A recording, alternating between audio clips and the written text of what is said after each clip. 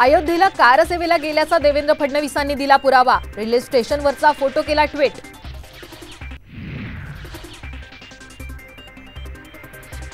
प्रभू श्रीरामांच्या प्राणप्रतिष्ठेची उत्कंठा शिगेला। रामलल्लावर आज दिव्य स्नान।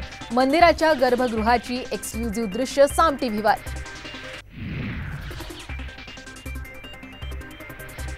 राम मंदिर सोहळ्याला शिंदे फडणवीस अजित पवार जाणार नाहीत। सोहळ्यानंतर संपूर्ण मंत्रिमंडळासह अयोध्येला जाणार। शिंदेंची ट्विटद्वारे माहिती। 22 जानेवारीच्या सुटीविरोधात उच्च न्यायालयामध्ये याचिका दाखल। आज तातडीने सुनावणी।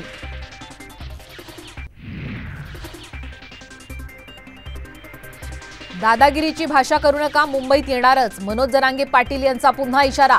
नोंदी सापडलेल्यांना तातडीने दाखले देण्याची ही मागणी।